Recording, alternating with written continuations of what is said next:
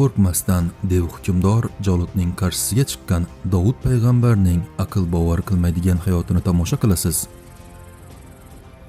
Qiziqarli voqealar Qur'oni Karimda ismi 16 marta zikr etilgan Davud payg'ambarning bolaligida boshlangan.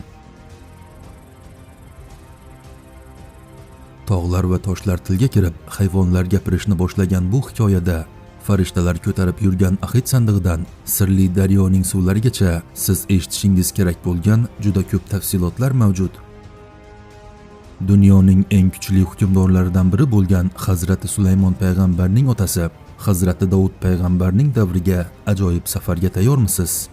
Tayyor bo'lsangiz, boshlaylik.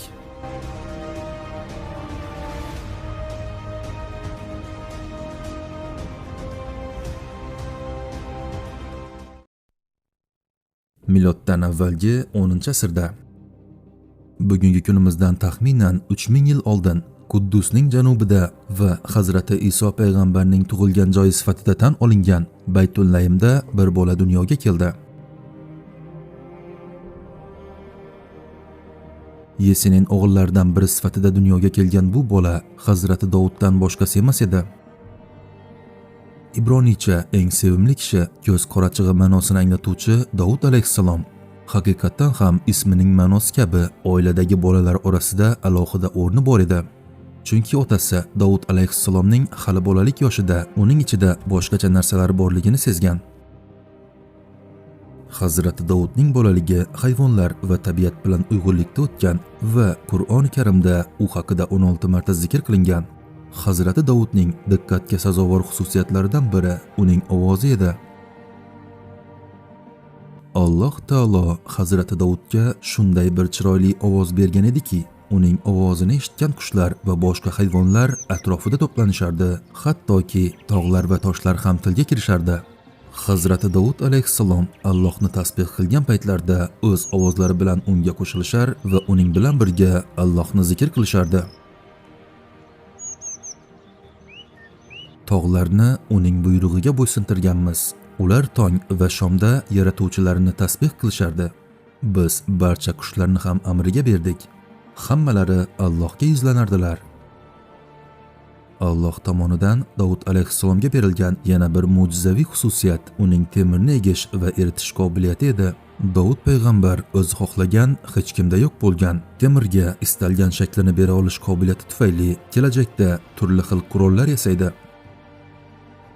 Endi biz Davud payg'ambar avval o'z mamlakatining podshohi, keyin esa payg'ambar bo'lish yo'lida boshidan kechirgan eng ajoyib voqealardan biriga keldik.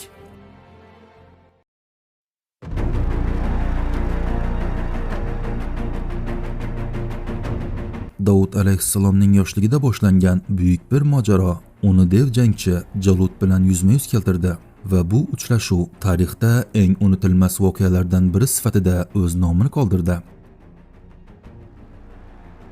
Ularning ba'zi qismlari Qur'oni Karimda zikr qilingan. Hazrati Davudni Davud payg'ambarga olib borgan sayohatni batafsil o'rganish uchun keling voqealar qanday boshlanganini ko'rib chiqaylik. Hamma narsa o'sha paytda Misr va Damashq o'rtasida joylashgan Amalika nomli qabilaning Jalut ismli hukmdorining isroilliklarni ta'qib qilishi bilan boshlanadi. Bu hukmdorning eng yorqin tafsiloti uning g'ayrioddiy tashqi ko'rinishi edi.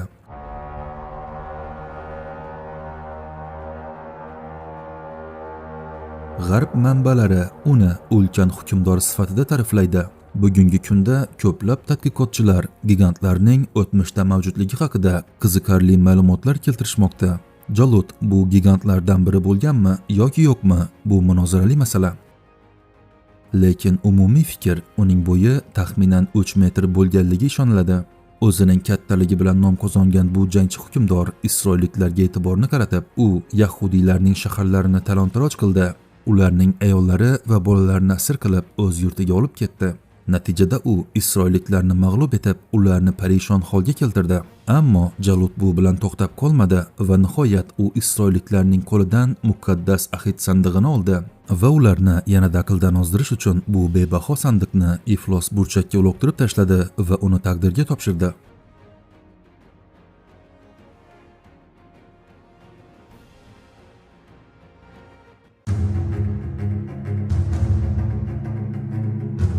Isroil xalqini vayron qilgan bu voqeadan so'ng o'sha paytda payg'ambar bo'lgan Ishmoil payg'ambar oldiga borgan yahudiylar Ishmoil alayhissalomga Allohga bizlar uchun duo qilginki, bizga Jalutni yenga oladigan hukmdor yuborsin dedilar. Ishmoil payg'ambar Isroil xalqining bu iltimosiga binoan Allohga iltijo qilib, ularning tilaklarini Parvardigoriga yetkazganda, Alloh taolo Lut ismli bir kishi Isroilliklarga boshchilik qilishini e'lon qildi. Bundan xabar topgan Isroilliklar Talut kim o'zi deya e'tiroz bildirishdi. Hukmdorning avlodidan bo'lmagani uchun Talutga shubha bilan yaqinlashgan yahudiylar, u holda Talut bizga bir alomat ko'rsatsinki, ishonaylik deyishdi. Shundan so'ng farishtalar ahd sandig'ini Qur'onda aytilganidek tobutni Jalutning qo'lidan olib, ko'tarib Talut eshigi oldida qoldirishdi.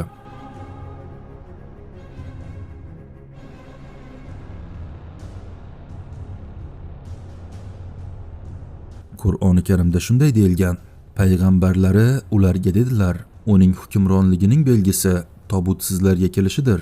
Ichida Robbingiz tomonidan tinchlik, Muso va Horun oilasidan meros bo'lib, farishtalar ko'tarib kelur.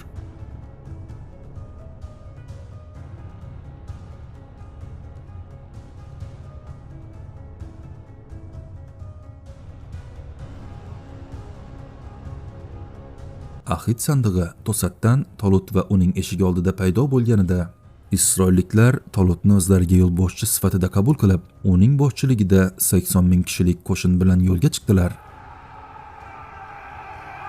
Maqsad Jalutning odamlari yashaydigan yerlar edi.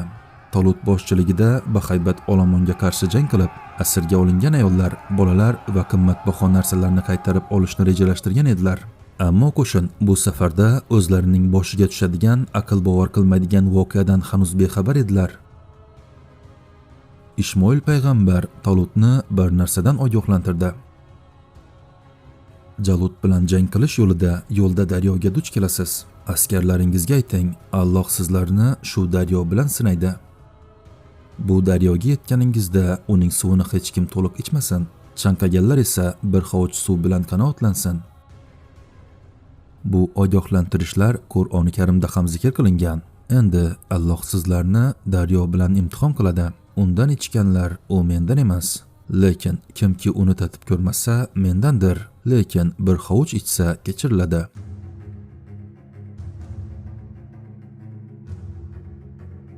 Ogohlantirishdan keyin Talut butun qo'shinini bu masala haqida xabardor qilib va hamma daryo haqida eshitgan narsalarni bilib olganiga ishonch hosil qildi. Ammo 80 ming kishilik Isroil qo'shini askarlari payg'ambarning bu xabarini e'tiborga olishmadi. Ularning atigi 4 ming nafari daryodagi suvga tegmagan bo'lsa, qolgan 76 ming nafari umuman ogohlantirilmagandek qorni to'ygunicha daryodan suv ichdilar. Bu suv ularni tez orada shunchalik zaiflashtirdiki, hatto yurishga ham kuchlari qolmadi. Bu askarlar zudlik bilan armiya safidan chetlashtirildi.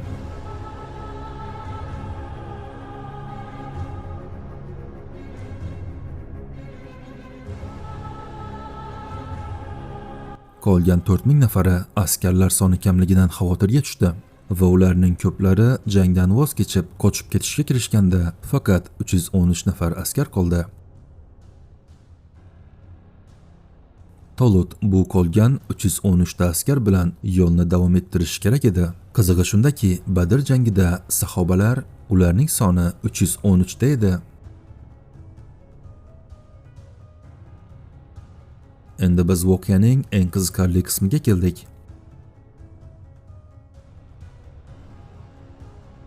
Talutning 80 ming kishilik lashkaridan qolgan askarlar orasida Davud alayhissalom ham bor edi.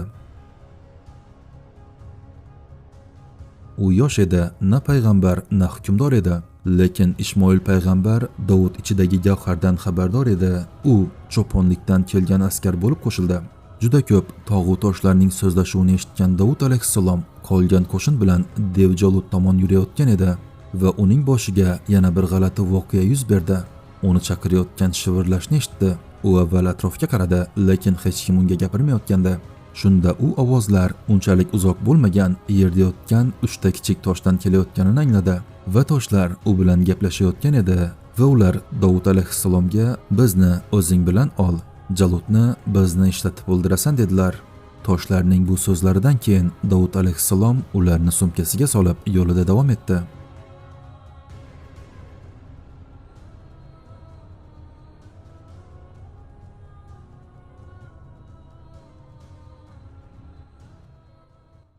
Nihoyat ular Amalika yurtiga yetib kelishdi. G'arbda Galiot nomi bilan mashhur bo'lgan bahaybat Jalutga qarshi kichik qo'shini bilan kelgan isroilliklarni ko'rib, u kulgisini tiya olmadi. Kelib mening qarshimga sizlar keldingizmi dedi. Jang maydonining chang va tarang muhiti minglab askarlarning nafas olishi hayqiriqlar bilan aks sado berdi. Hammaning ko'zlari ulkan o'lchamdagi dahshatli jangchi Jalutda edi. U o'zining baland ovozi bilan isroilliklarga qarshi chiqdi. U sizlardan kim mening oldimga kela oladi deb chaqirdi. Bu armiyani muzlatib qo'ygan yechim edi, lekin hech kim bu ulkan jangchiga duch kelishga jur'at eta olmadi.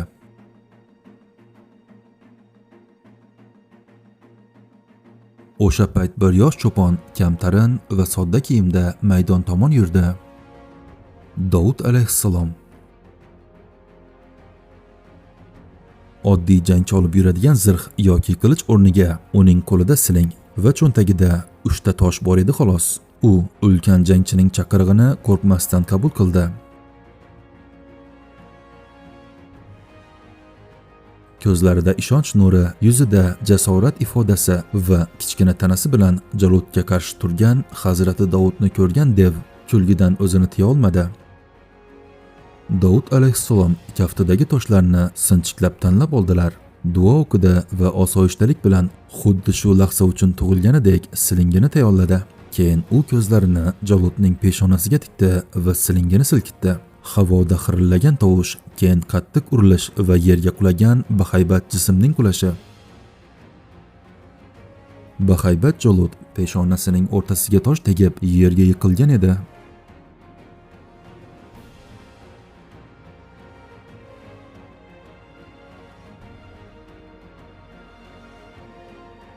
Davud alayhissalom tezda uning oldiga borib, o'z qilichini olib, uning hayotini yakunladi. Isroil xalqining faryodlari osmonga ko'tarildi. G'alaba har qanday qiyinchiliksiz ularniki edi. Bu yosh cho'ponning g'alabasi barcha jangchilarning jasoratini jonlantirdi va ular Jalutning qo'shiniga qarshi jangda g'alaba qozonishdi. Davud payg'ambarning hikoyasi bizga iymon, jasorat va kamtarlik kuchini va bu qadriyatlar inson ichidagi devni mag'lub eta oladigan haqiqiy qurol ekanligini o'rgatdi.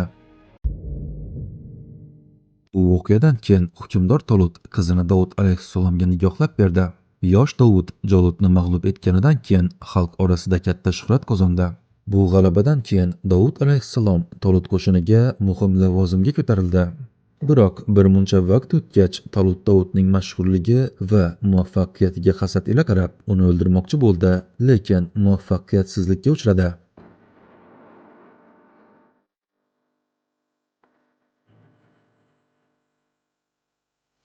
Shunda Davud Talutning g'azabidan qutulishga majbur bo'ldi va uzoq vaqt surgunda yashadi.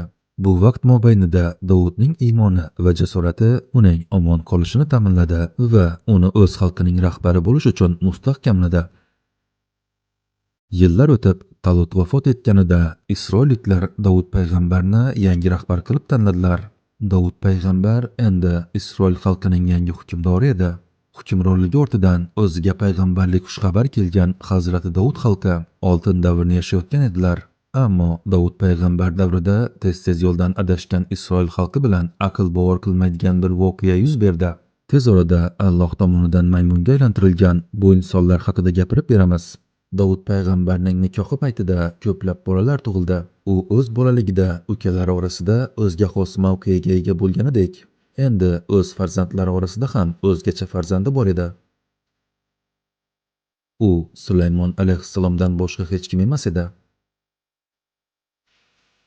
U haqidagi videoni ham albatta joylaymiz. Ham payg'ambar, ham hukmdor bo'lgan, 40 yil hukmronlik qilgan Davud alayhissalom 100 yoshda bo'lganlarida bir kuni uyiga kelganida qarshisida g'alati bir kishini ko'rib qoladi. "Siz kimsiz?" deya so'raganida olgan javobi bilan bu dunyoda umrining oxiriga kelganini tushundi. Chunki uning xonasidagi notanish kishi Men o'lim farishtasiman deya javob berganda